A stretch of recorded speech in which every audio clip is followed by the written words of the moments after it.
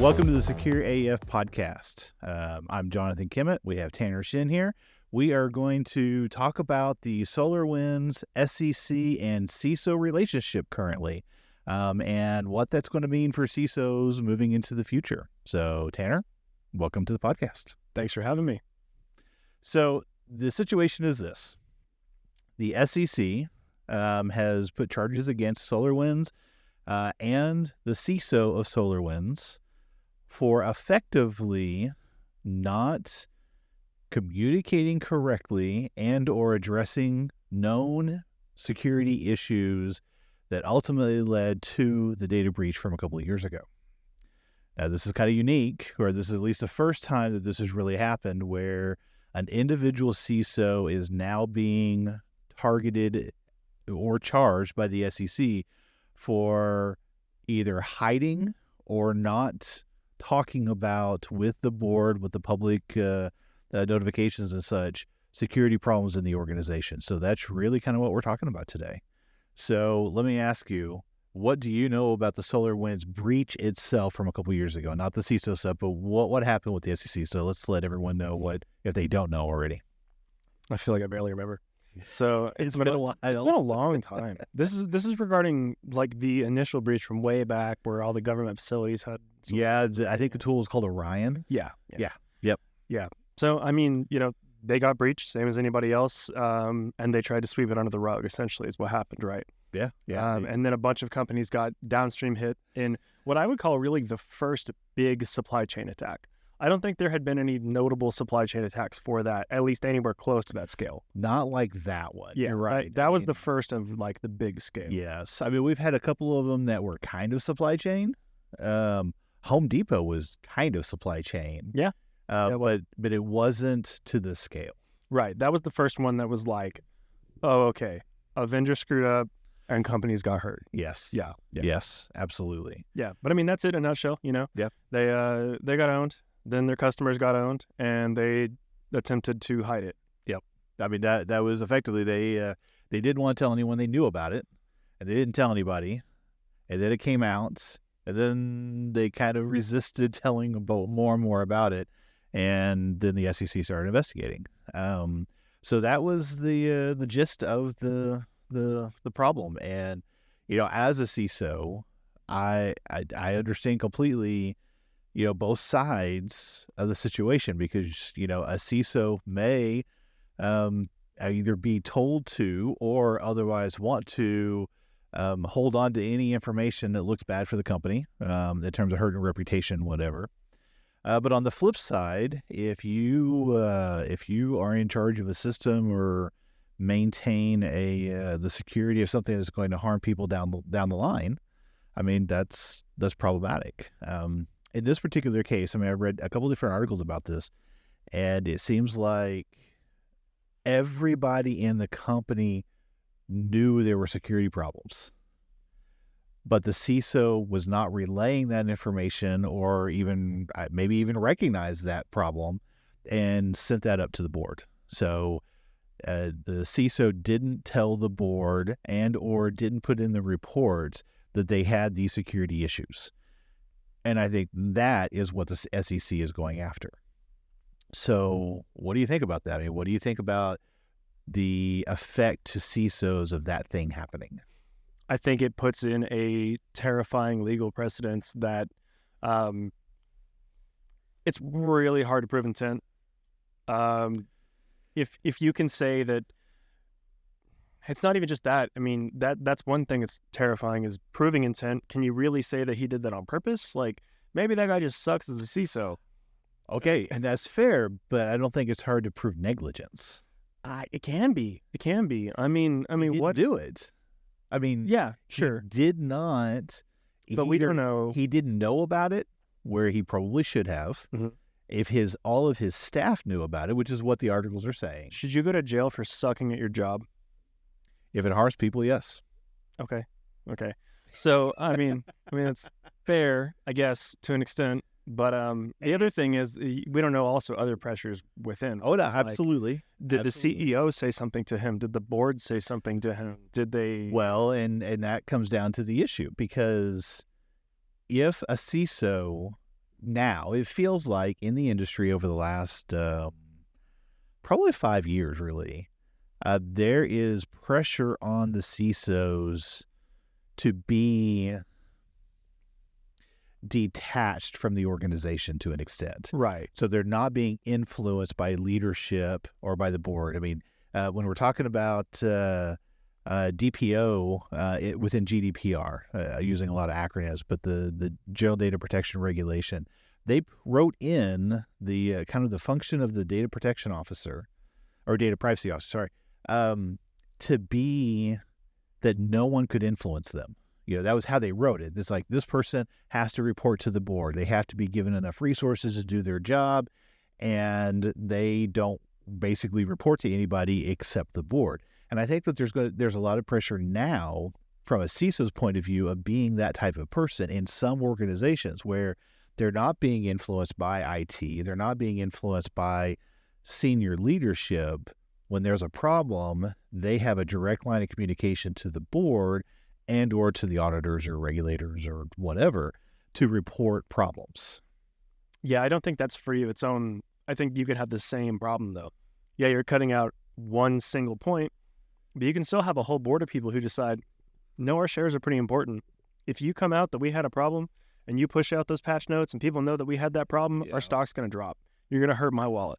Well, and I mean, we believe that this has happened before with a very large company that had a very large data breach a few years ago of something like 3 billion accounts. And the CISO, the breach had been happening for a very long time, for several years. The CISO at the time that the breach was happening left the company. New CISO comes in. There was eventually a notification out to the world like, hey, all these accounts have been breached. And they were trying to lay blame on the old CISO. Mm-hmm. Now, the old CISO, again, this is all stories and rumors and stuff, but this is why it went through the industry. The old CISO had a gag order. He couldn't talk about it. But the other people in the security department and IT said, no. He told them about this stuff. He told them that there was indicators of compromise in the system. They didn't want to hear it. That's why he left. Yeah, but that's still he said, she said at that point. Absolutely it is. But what I'm leaning towards on that is there is this conflict between if a CISO is telling the organization, hey, there is bad stuff here, and the organization is saying you can't say anything about that, it's probably time to move to a new organization. You're putting yourself at risk. You're putting the organization at risk. So I would not blame a CISO for walking away in that situation. No, I think it's the responsible thing to do. Absolutely. But the legal precedence is still what scares me at that point.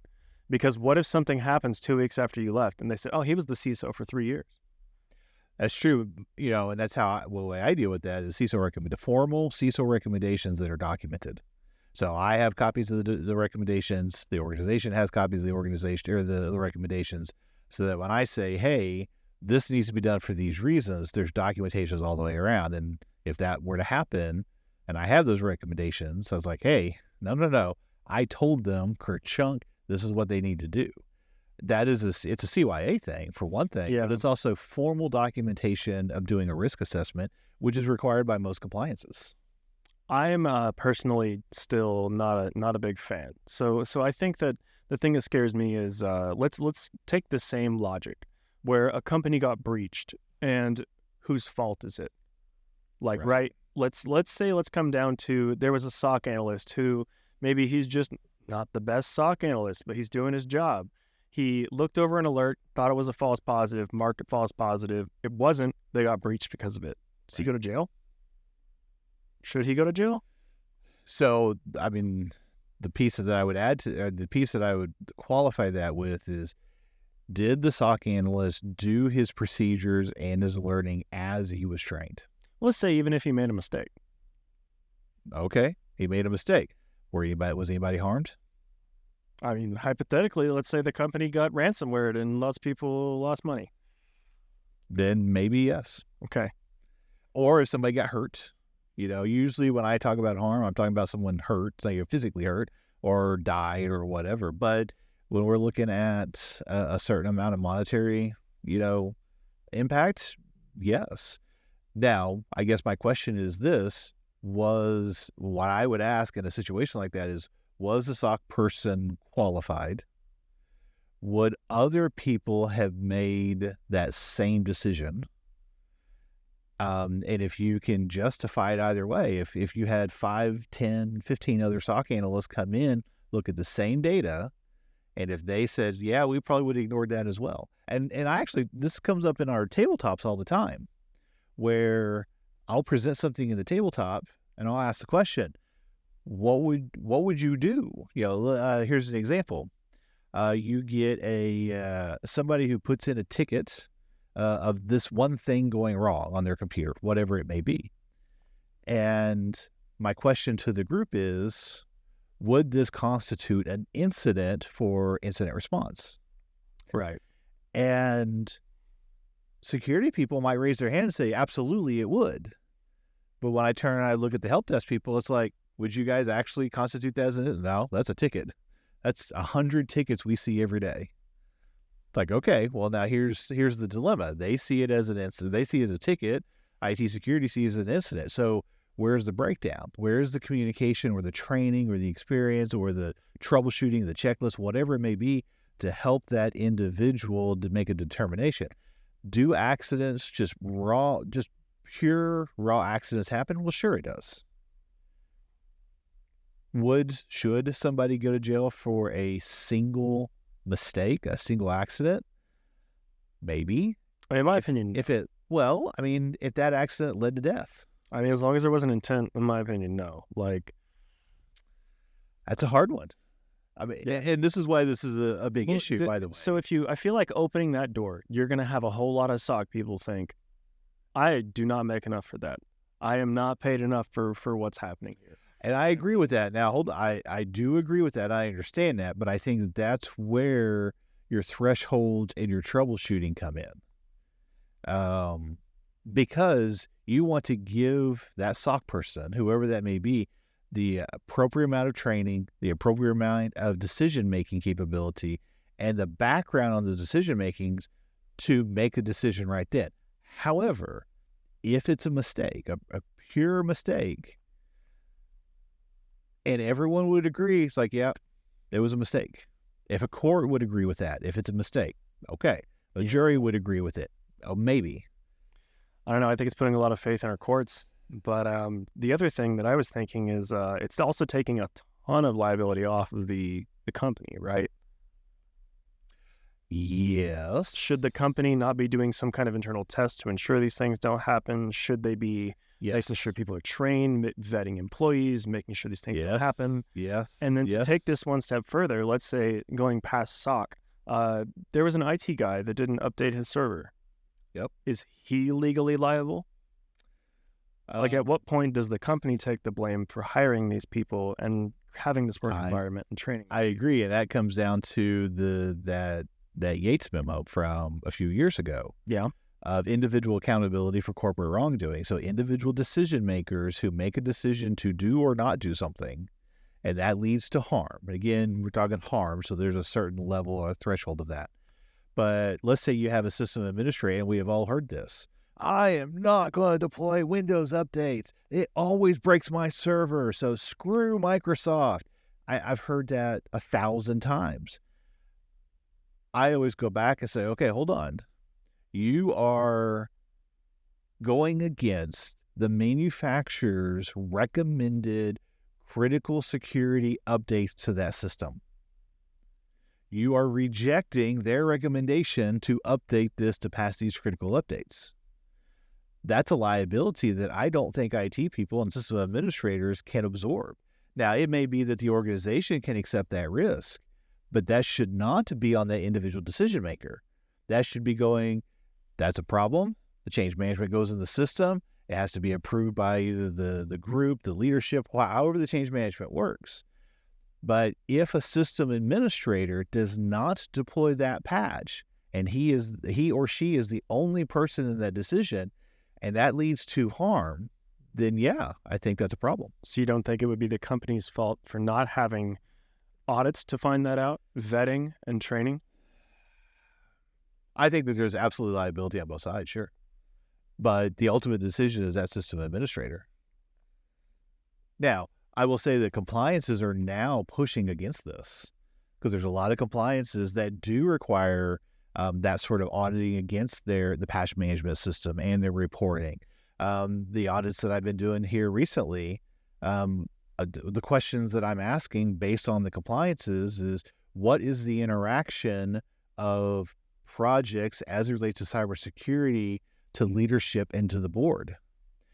What risk assessments have you completed to a particular new software or a new deployment, a new process, and how has that been presented to the board? Now, you're not necessarily sending the risk assessment itself, but you're discussing it with leadership and the board. You're going up the line. And a lot of organizations they think a risk assessment is that one pen test they do a year, or they sit down and they do a risk registry once a year. And it's not. The compliances are wanting us to do these risk assessments upon almost any major change and a lot of medium changes and some minor changes. If there's a change in the organization, whether it be something like a patch or a new process, a new server deployment, a new operating system deployment, a new whatever, that you do a risk assessment to determine how this is going to be. So I think that the compliances are pushing organizations into a different mindset by doing that, by preventing that single point of failure, such as a system administrator that just decides he's not going to deploy a patch. I think it's getting there, but I think it's because of all these problems that have happened that these people have made the decision not to do it, and that led to harm. I mean, the reality is WannaCry would have never happened if had everybody done their Windows updates. Sorry, it would not have been as widespread if people had done, because the patch has been released, 2 months before? Yep. That was it even? Yeah, I think it came out in January, and then WannaCry was March, something like that. I mean, it was several months before. February. There was a whole Valentine's Day approach before it and stuff, and yeah. Oh, I don't remember. I remember the when I did my reports for the organization I worked for, and we found a bunch of desktops that were vulnerable to it. And it's like, why aren't you getting patches? Yep. One of the things that I've been, working with organizations on is, instead of doing a yearly vulnerability scan or even a quarterly, you do monthly. So you can compare it to your patch management processes. Yeah. So if you've deployed your patches and you run your vulnerability scan that month, after you run it, you got a list, you run it the next month, you go, wait a minute, that patch didn't get up there. And in fact, I was at an organization not too long ago, they did it like that. And when I was doing the audit, I was reading through, and it's like, oh, here you go. This vulnerability was in 2 different patch cycles, or 2 different vulnerability assessments, but both of them had different tickets working on it. Yeah. So they were trying to address it, trying to figure out why it wasn't working. And so they were going through the process of evaluating the risk and otherwise mitigating that risk. But that monthly vulnerability scan, you can compare it to your patch management reports, and you can pretty quickly go, oh, okay, there's a problem here. That goes back to something I always say that a lot of people don't like to hear me say, which is vulnerability scans are to verify your patching process.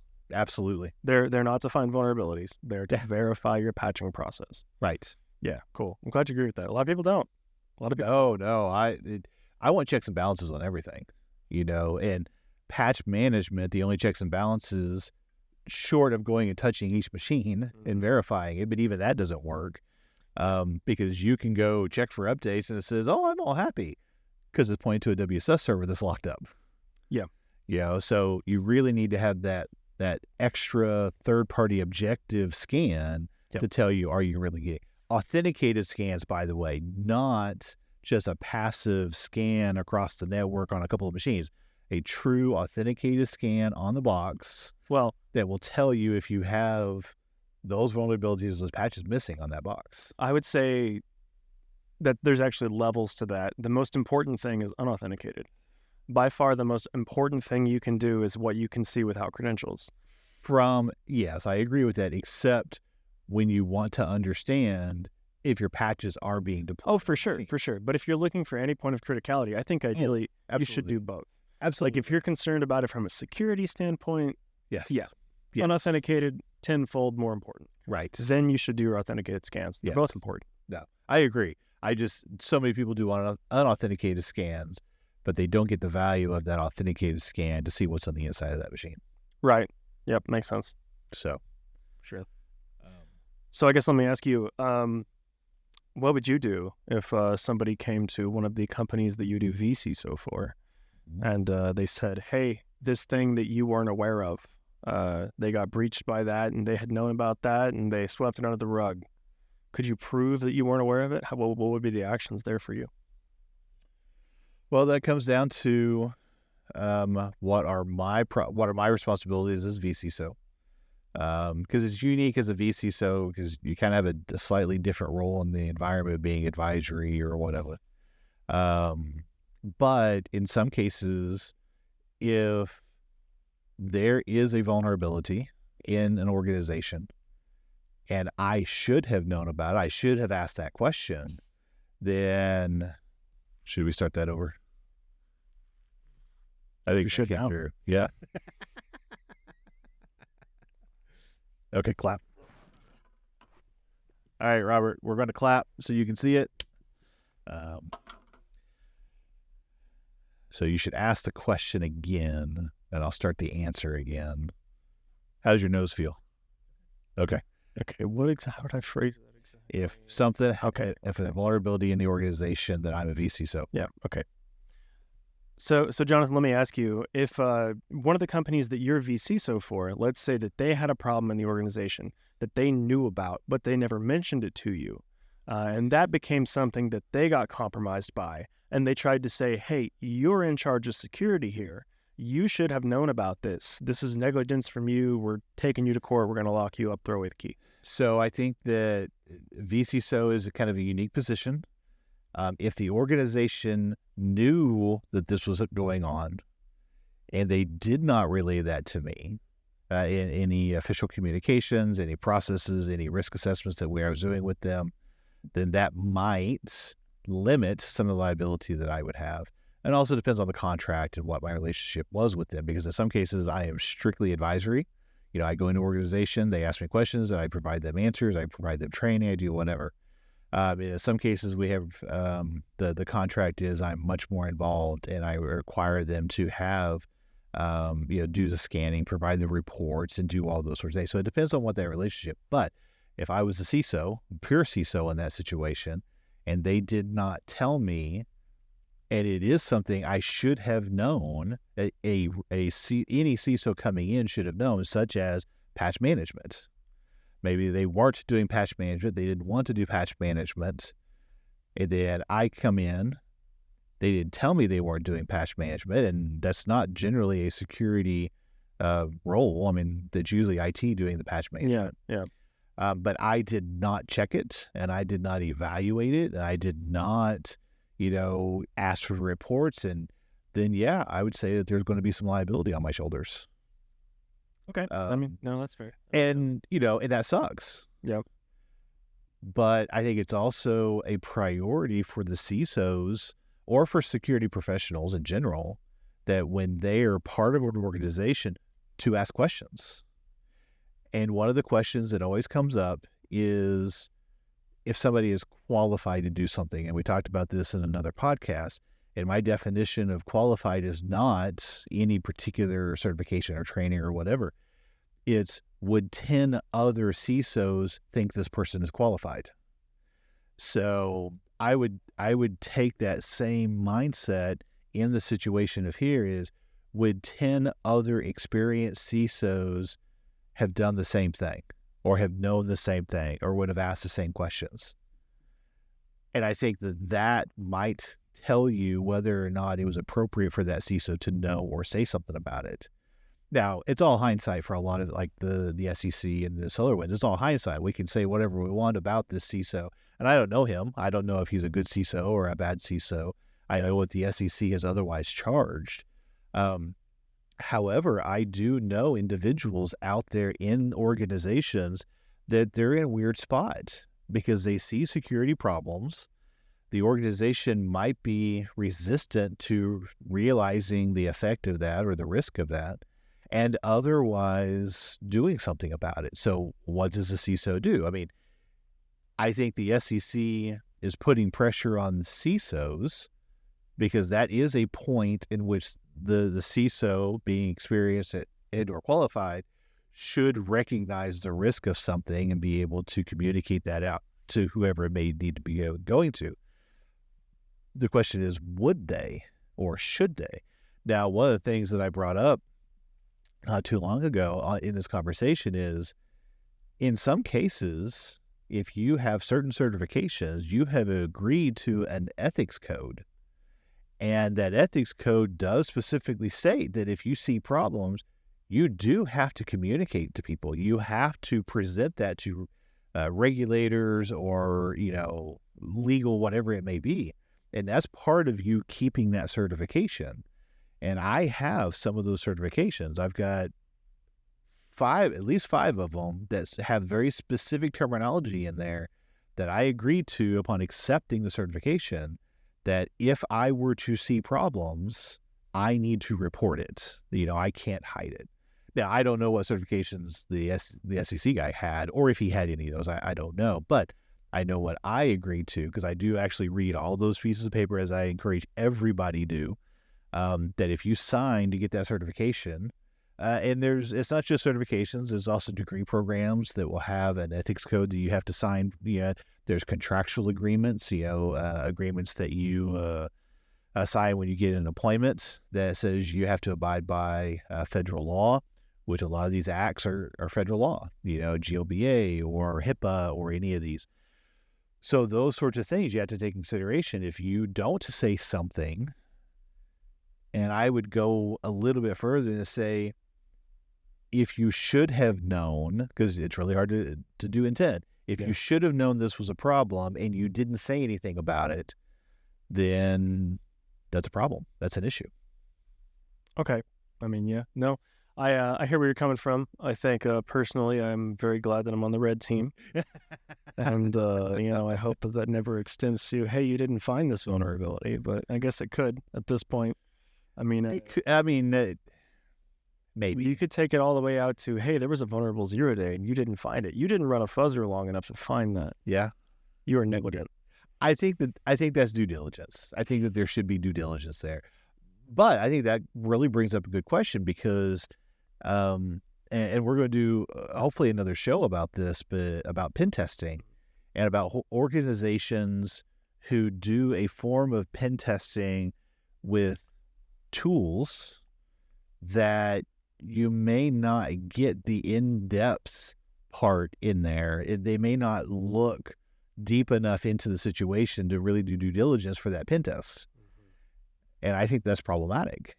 Yeah, no, I agree. I mean, I'm not a pen tester, but when I'm thinking about stuff in a pen test and I go to someone and I was like, hey, I need to get a pen test, and you come in, not you, but if they come in and they say, well, we're going to do your pen test. Great, but they only do 30% of it because they're running a vulnerability scanner. Yep. And they might check it against a handful of machines, and that's it. That's problematic. Yes, it is. Yep. So having an organization who does do a good pen test, and we can talk about what that means later in another podcast, but who does that pen test that a normal CISO, an industry standard CISO, 10 CISOs again, would say, yes, that's reasonable. Doing let's say a brute force password crack. Let me ask you this to kind of put it in scale. Do you think running 5 different passwords constitutes a brute force password attack from the point of view of a normal day-to-day pen test? Going against a hash or password spraying? Password spraying. I mean, not really. Kind of. That's like, it depends. If there's controls in place where you can only do 5, I mean, I don't know. I would expect more. Right. Again, there's a lot of things to qualify that, but I would say that if a pen test company only tried 5 attempts to do a password crack or to brute force a password, Yeah, I would be questioning. You guys should have done more. Yeah. Right. And again, there might be reasons for it, but just kind of a general rule set. If you only do 5, that's not, I don't think that's enough from a CISO perspective. I would want you to try a password list, a legitimate password list. So anyway, it's just an example. It's just really an example for conversation. It's really just kind of a teaser of us talking about the podcasts coming up next time, or the next time we do Tanner and I does this together, talking specifically about pen tests and what they are and kind of the other pieces to it. Okay, so let's talk about what this, going back to the SEC and the CISO, what do we do from here? I mean, I kind of have a process in my head of what a CISO needs to do, but what do you feel like that if this goes forward and the charges against the CISO moves forward, and let's say he's found guilty, whatever it is, whatever happens, whether it's monetary, it's actual criminal charges, and there's jail time or whatever, this is significant. Mm-hmm. What do you think is going to change in the world for CISOs from this point forward? Well, I don't know what will, but I mean, they need to take everything more seriously. Absolutely. Because there's this thing where you can go through your day-to-day and you can go, look, I have this problem at work. I keep telling my boss, everybody's had this happen. I keep telling my boss, nothing's happening. They won't fix it, blah, blah, blah. But you have to realize that point now becomes a point of frustration and contention and stress to a point of you're going to jail. Yeah. They have to realize that and take that more seriously. And I think we're going to have a whole lot more CISOs, if they're smart, walking out of their jobs. Okay. So I'm gonna put a little twist in here because you sent something out on chat I guess it was about 2 weeks ago now, about how attackers are going to regulators directly, people that they compromise. Do you think that there will be a requirement, or even maybe not necessarily a requirement, but an increase of CISOs going to regulators directly saying, hey, I don't know. I think it's career suicide. Oh, I don't think it's career suicide.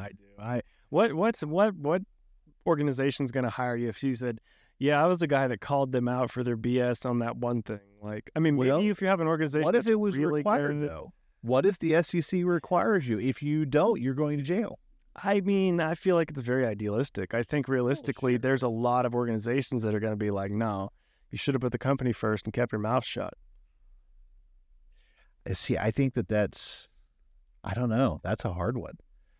Because if it becomes a requirement, and actually from the SEC perspective, it was a requirement to give that information out publicly because it goes into the reports. So I could definitely see it from a compliance perspective that if a CISO doesn't report this out, that there could be significant charges. And I could also see it from the point of view, kind of like what they did with the DPO and GDPR, that it is the requirement of that position to report it regardless of what the business wants. And the business can't retaliate against that. Now, they will. People will do that. People will be people. Yeah. But I think it puts CISOs in a very strange dilemma. Again, going back to the ethics requirement of these certifications, if you want to keep your certifications, you have to do this. And if you're found that you didn't do it, you will lose that certification, be banned from it for life. Yeah, but that's not that big of a deal compared to going to jail. It is when we're talking about jobs. I will give you all of my certs right now to not go to jail. I have dozens. I don't care. And that's fair. And this is all academic. We're just discussing it and talking about that. But I think it does raise the question. I think it raises the question of what will CISOs do? I had a great conversation last night with someone at an event, and they were talking about exactly what you said, that they have found a lot of things they want to get changed, and they're trying, and they're pushing, and they're getting pushback from the leadership. And my response really was what you said was, I feel the questions you were asking are the right questions, and those were the same questions that I would ask in the organization if I was CISO there. They didn't have a CISO; it was a different position. But so you kind of have a choice whether or not you continue there. Will will you accept the risk being the person in charge of this if they're not willing to make the changes? The other piece that I had, this was many years ago now. This was probably 7 or 8 years ago.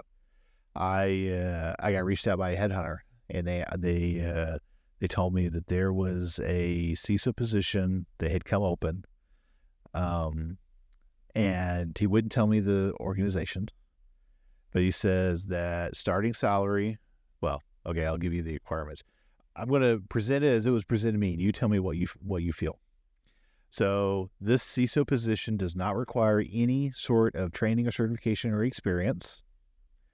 Does not have to have any previous security experience. The position pays $250,000 a year. So you're the fall guy for a big company. Yeah. So I asked him, because I know a lot of CISOs, at least in this area. It's like, I don't know of any CISOs that have come onto the market recently. What happened? Because, well, I can't really tell you unless you're interested in doing the job. And so I started asking more and more questions. And eventually I got that. I got that the previous CISO left because the leadership was not listening to them. I was like, oh, yeah, I'm not going to take that job. I'm not even going to apply for it. I'm not even interested in it, because if they're not going to listen to you, that's a problem. So, but I mean, again, 7, 8 years ago, and I think that there may be some of that now, but that was several years ago. But now we're talking about there could be federal regulations, whatever that means. But even worse than that, I think that there is probably societal push for this. I think people want organizations to protect their stuff and their data. And I think that as we start talking about industries that have direct effect on people, such as, let's say, the energy sector, let's say healthcare, anything that if it goes down, people may die. They might be pushing, regardless of the organizational leadership, that some positions of high criticality, like a CISO or a protection or a privacy officer or a risk officer, that they have an obligation to society to do these things. And it's not just about losing a job. It is about society influence on this person. I mean, what do you think about that? I don't think you should try to regulate morality. Okay, what do you do, though? I mean, do you just let people, if they intentionally hide, if you can prove intention, if they're intentionally hiding security problems, and then somebody... The company should have been diligent enough to know this and fired them ahead of time. But who in the company?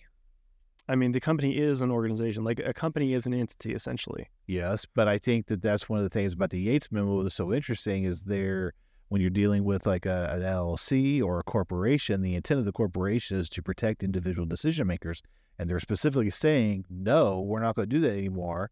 We're going after the individual decision makers because you can't hide behind the corporation. It's individual accountability for corporate wrongdoing. It's going after people that made the decisions. Yeah. I mean, I don't know. I think it's all about intent, right? If you can prove that this person intentionally did something, sure. I mean, that's no different than somebody who goes and exfils data. Sure. It's all the same. But yeah, I think it's a really fine line. I think it's pretty scary, and it makes me not want to be a CISO. Like, I don't think I would ever take a job as a CISO after this. Yeah. I think that, I could see it, you go to a jury that I've seen a lot of court cases from the forensics and stuff that we do. And like, chances are the jury that you're talking to has no idea what any of this means. Right. And if they get a good lawyer who says, look, I'm paying this guy like he's the jerk. And what the reality is I was over here and I was trying to tell people, hey, we should fix this. They didn't fix it. Maybe I didn't document it well enough. Maybe that's the problem. Is I went to have a conversation with my supervisor and in person. Yep. And now there's no paper trail. Like, the whole thing scares me as far as like the accountability that somebody could take, even if they were in the right. It's not that, like, do I think that people who are purposely just hiding stuff should be at fault for it? Yes. But I think that that's a very idealistic way of how it would be. I think that realistically, you're going to get some people who are ended up, maybe they had somebody who, I actually know people who've heard this, who said, hey, whenever you find problems, come talk to me in person. Don't email me about it. Yeah. Like that type of thing. And then eventually, like if that comes down to that person, that's the type of stuff that scares me. And I know we're getting a little long here, but I had one more thing I actually wanted to ask about. Okay. The majority of the companies that we do incident response for have common factors, and they are smaller IT department, Right. oftentimes no dedicated security people, very usually, Absolutely. and they're all overworked to hell. Right. So whenever this type of thing happens for them, can they come and say, no, you were negligent whenever you're a CIO who doesn't have a CISO, doesn't have a SOC, doesn't have hardly any security staff at all, if any, and you're just completely overworked, you know that things need to be updated, you're trying to get it done, but yeah. Yes. There's still a fault? Yes. Okay. But let me qualify that. I think in today's age, from an organizational point of view, in some industries, I'm going to qualify that because I think that there's a lot of pieces there. If you are not implementing the appropriate security controls through appropriate security expertise, that is negligence. And I think the industries are saying that. I think compliances are saying that. I think society is saying that. So if you have an organization who does not have any IT security, they don't have a vCISO, they don't have any expertise, and they have chosen not to have that, that could be considered negligence. But the question is that Acme Corp's problem, or is that Jim Bob CIO's I think it's problem? both. I think it's absolutely both. It is the decision. It is someone's decision within the organization. The organization can absolutely be held liable, and they have been held liable. But I think individuals can be held liable as well. And we're seeing that with the SEC, and we're seeing it with the ASML. We're seeing it in a lot of different things, that individuals could be held liable. So if you have that CIO who is responsible for IT, and they are not going out and finding it, if they have asked for help and expertise and a vCISO, or to hire a security person, or to get a third-party SOC or whatever, they've asked for that and they've been denied, then that decision went up the line, so it's not theirs specifically. But if they've not even asked for it, if they haven't presented it to the organization that we need to do these things, then yes, I think the liability would fall on that CIO or those IT leaders or even the IT individuals. Because in some cases, you can't necessarily expect leadership to understand what the risks are because no one has told them. But it should be at a certain level of IT and or IT security that you do present those risks up the line. That's also why there's a lot of requirements now to have professional security individuals on boards. Yeah. I was talking to a friend of mine who's in the banking sector, and he was saying that this is a requirement now for them. You have to have expertise, security, a CISO or somebody on the board to help ask the questions of the organization to whether or not they're actually doing security correctly or focusing on security. One of the things I talk about is, what is that qualified thing? If you have somebody who is not staying on top of threat intelligence, who is not asking questions, who is not listening to podcasts or doing training or going to conferences or talking to professional professional security people, if they're not doing any of that, I would not say that they can stay qualified. You're not staying on top of the threats. You're not staying on top of the changes in the industry. Yeah. So if you have a CIO or IT people that are not doing that, then they're certainly not going to know about new threats. If they don't have any training or any experience in security, they're not even going to know about the old threats. I think that could be, from a jury perspective or even a judge's perspective, considered negligence if there was or is a security problem that led to harm. Yeah, I think it's something that I think it's a really important case is what I think a lot of this comes down to. Yes. And I think people need to be, especially people in IT leadership roles like we just talked about, CISOs, everything, very, very aware of what happens here. And you need to realize that it's no longer you're protecting the company, you're also protecting yourself and your family. Yes. Because if you go to jail, it's going to be a big problem for you and your family. Most people don't like to spend time in jail. Right. So people are just going to have to pay a lot of attention to it. And if this happens to where, I don't know the current status, but I mean, if the CEO for SolarWinds gets charged and he's, hey, they said he's negligent, he's going to jail for life. Right, and I don't know what the actual charges are. I'm exaggerating. Yeah, no, exactly. But I think you're absolutely right. I think this case is extremely important, at least the ramifications of this case. Right. And I think you're right. Everyone needs to pay attention to this. A lot of people don't know about the Yates memo, but when that came out, that made huge ripples in the IT security community thinking about this. But now we have that next level of the SEC is actually doing something to an individual. Mm-hmm. And now one question does come up on whether or not they're doing it to the individual or if they're doing it to the position. Yeah. Is it the fact that he was a CISO? That's why they're going after him because he, in theory, should have known better or whatever. Or are they going after him as a person because they don't feel like he was qualified to be a CISO? So that's another thing that terrifies me is I know a CISO from a very large organization, and he was a fantastic CISO, very good at his job. And he ended up getting let go because their company got hit with a 0-day. Yes. Now, if that goes to court, how many people in the jury who know nothing about computers are going to understand 0-day? I know. So, can you go to jail because you got hit with a 0-day? Maybe. The answer to that's going to be maybe. So, and here's what I would say about that. You're absolutely right. Maybe. I mean, if you're doing it from a jury perspective or even from some, judge's perspective. Lots, yeah.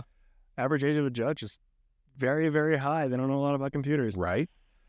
However, I have dealt with several judges that they didn't know a lot about computers, but they absolutely asked.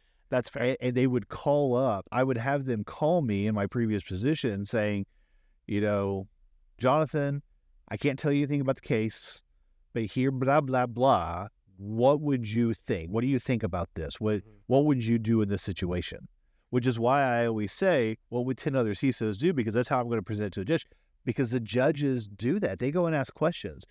I would hope that if you got, let's say, the individual, the 0-day guy, if it did go to court, and I hope it never does. I mean, I hope he's fine and got a great new job. But if it ever went to court, that his defense attorney would present to the court, again, 10 other CISOs saying, hey, this is a 0-day. Let me explain to you what it means. Here's what the other 10 CISOs would do. I think that has a huge impact on a jury and a judge. Yeah, for sure. But now we're hoping that they have good defense, good judge, good jury. Absolutely, and there's a lot of pieces to that. Yeah. But I would hope that would be the process. And I think, again, I don't know all the pieces of this one and what the ultimate goal is. I think, just like with a lot of things in terms of societal functions, when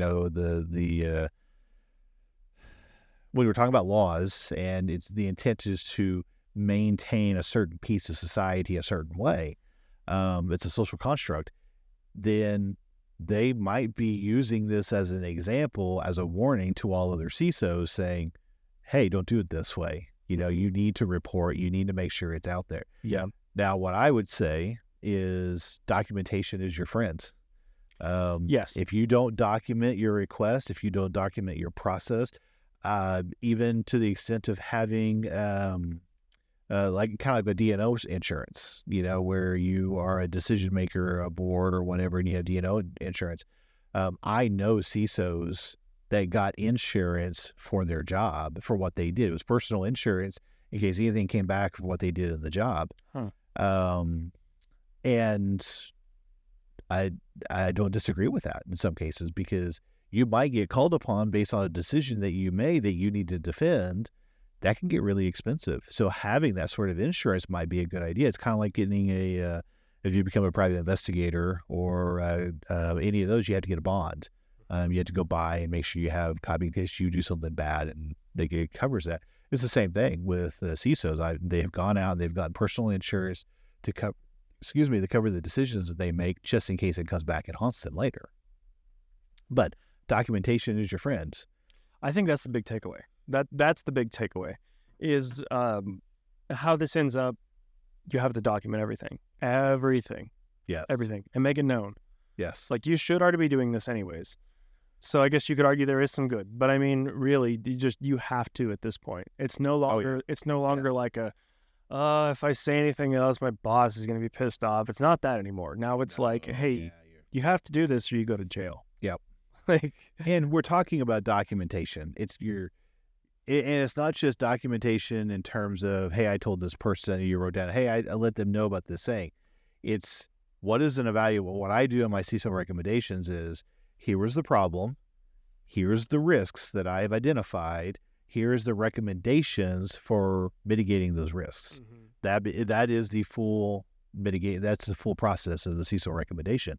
And I do it in kind of a traditional memo format. It's not an email necessarily. It might be attached to an email, but it is a PDF that I have filled out and I have signed in some way, some digital signature, and that I have sent to the leadership saying, hey, this is what I am recommending.